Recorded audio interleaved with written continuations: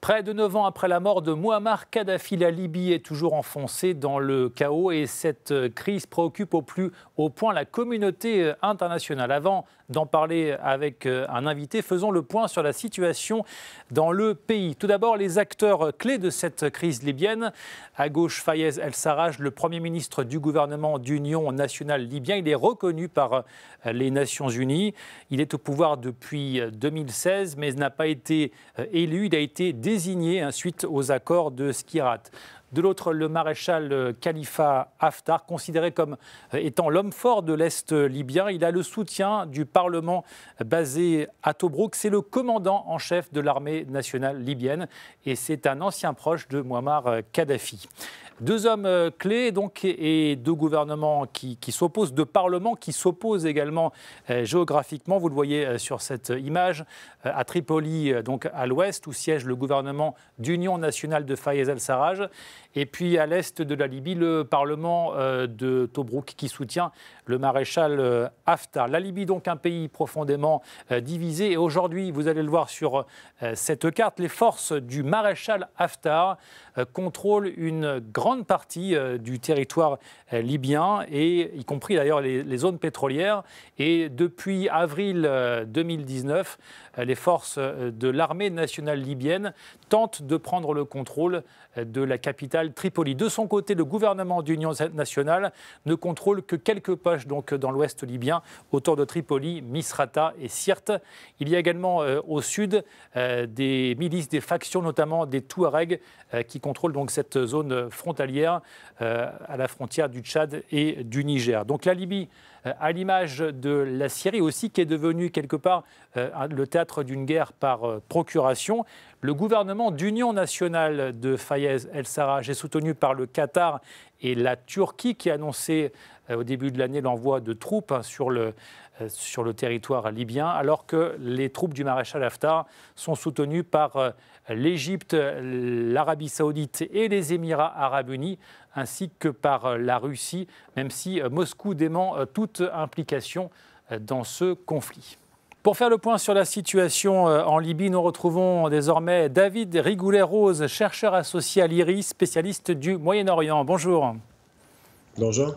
Alors tout d'abord, concrètement, quelle est la situation sur le terrain en Libye? On sait qu'il y a une trêve qui est en vigueur depuis début janvier, mais elle semble très peu respectée.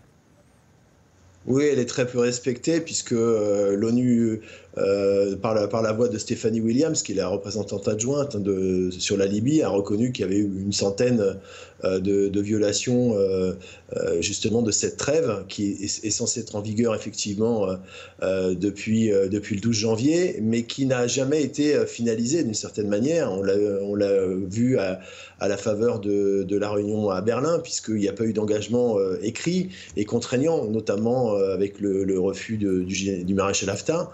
Et malgré la résolution 2510 qui a été votée le 12 février et qui demandait justement la pérennisation de sa trêve et cette transformation de la trêve en cessez-le-feu durable, ce qui n'est pas le cas aujourd'hui. Concrètement, qu'est-ce qu'on sait sur les combats, sur le bilan des victimes actuellement ? C'est très difficile de savoir. Ce qu'on sait, c'est qu'effectivement, cette trêve est violée avec des bombardements, le recours à l'artillerie, le fait que l'aéroport justement de Tripoli soit inutilisable du fait du risque que ça représente pour les vols civils.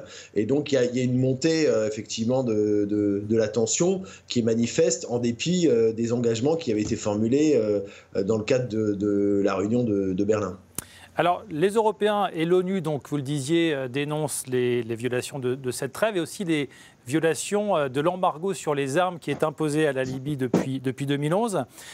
D'où viennent ces armes? Qui les envoie? Comment?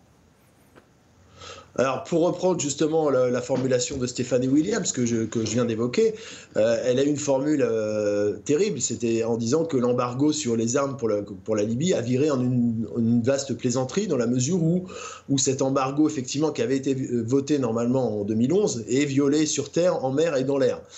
Il est violé par toutes les parties, du reste, de manière quasi avérée, puisqu'il y a eu des preuves de ces violations, avec le transfert à la fois de mercenaires et de matériel de guerre, de matériel de blindés parfois. Donc manifestement, il y a une logique belligène qui se met en place et on est bien loin de cet espoir sur une trêve qui serait justement à même d'être pérennisée.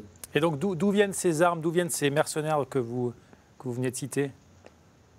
On sait que la Turquie, notamment, a transféré une partie des activistes syriens, à partir du front syrien, d'Idlib notamment, via l'aéroport de Tripoli, avec plusieurs centaines, voire milliers aujourd'hui de mercenaires qui sont encadrés par une société militaire privée, Sadat, mais qui est très liée évidemment au régime turc. Et puis de l'autre côté, il y a également effectivement des transferts d'armes et de mercenaires issus des mercenaires soudanais, érythréens et tchadiens, notamment du sud, dont certains d'ailleurs se considèrent qu'ils sont rattachés justement à une entité libyenne. Donc on est dans une logique de milicisation extrêmement préoccupante parce que ça accélère la fragmentation justement de la situation libyenne.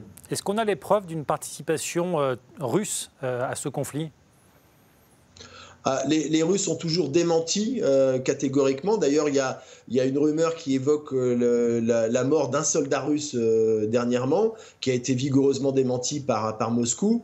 En revanche, il y a des fortes présomptions de l'engagement de mercenaires, notamment de la société Wagner, qui a fait parler d'elle sur d'autres fronts, mais qui officiellement n'a aucun lien évidemment avec les autorités russes. Donc c'est toujours, on est dans un jeu effectivement de dupes d'une certaine manière, de part et d'autre, chacun sachant pertinemment ce qu'il en est in fine. On a l'impression que la Libye est devenue une nouvelle Syrie. Oui, c'était d'ailleurs la préoccupation de Rassam Salamé qui craignait justement que ça devienne une nouvelle Libye. Elle l'est d'autant plus qu'on retrouve les mêmes partenaires antagonistes d'une certaine manière, à savoir la Turquie du président Erdogan, la Russie du président Poutine, et puis une logique milicienne qui était déjà présente d'ailleurs en Syrie et qu'on retrouve aujourd'hui dupliquée sur le front syrien, ce qui est d'autant plus préoccupant et ce qui évidemment suscite les plus grandes préoccupations pour Bruxelles et les membres de l'Union européenne. Comment la Libye peut-elle sortir de cette crise ? Est-ce qu'on peut imaginer une entente entre les autorités de Tripoli et celles de Tobrouk, ou bien est-ce que cette entente vous semble inimaginable ? Pour l'instant, on est loin du compte, dans la mesure où il y a manifestement de la part, de part et d'autre, des réticences, une certaine mauvaise foi, alors que dans ce type de situation, il faut effectivement accepter un certain nombre, d'aller au-delà des déclarations d'intention, comme celles qui ont été faites lors de la conférence de Berlin, en acceptant des mécanismes contraignants. Il existe une commission militaire conjointe, justement, qui avait été établie dans le prolongement de la conférence de Berlin, mais elle est peu opérationnelle. C'est peu de le dire, on le voit sur le terrain aujourd'hui, et donc compte tenu du manque d'investissement des deux parties, il est plus probable aujourd'hui qu'on se dirige vers une issue de type militaire, et d'ailleurs le maréchal Haftar a toujours considéré que l'issue militaire était probablement privilégiée par rapport à l'issue politique. Il veut évidemment prendre date sur le terrain puisqu'il est plutôt dans une situation favorable, même si il est loin d'avoir pris Tripoli comme c'était son objectif initial annoncé. Et puis pour les Européens, le chaos libyen impacte directement les Européens puisqu'il favorise notamment les traversées de migrants. Oui, alors ça, c'est effectivement, on retrouve les enjeux à la fois migratoires et sécuritaires pour l'Europe, avec des dissensions qui se sont manifestées ces dernières années, notamment entre l'Italie et la France, pour diverses raisons. On peut rappeler que l'Italie avait passé un accord avec le gouvernement Sarraj du GNA concernant le contrôle des flux migratoires, notamment par les ports où se trouvent les milices islamistes, à savoir Misrata, Zintan, etc.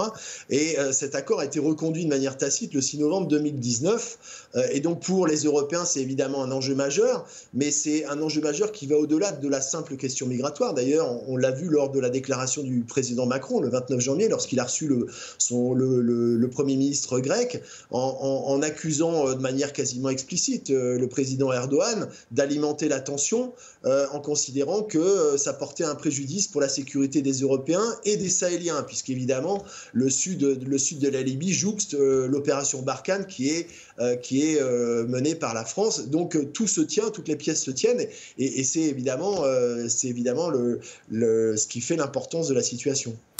Merci beaucoup David Rigoulet-Rose. Je rappelle que vous êtes chercheur associé à l'IRI, spécialiste du Moyen-Orient et rédacteur en chef de la revue Orient Stratégique. Merci beaucoup. Merci.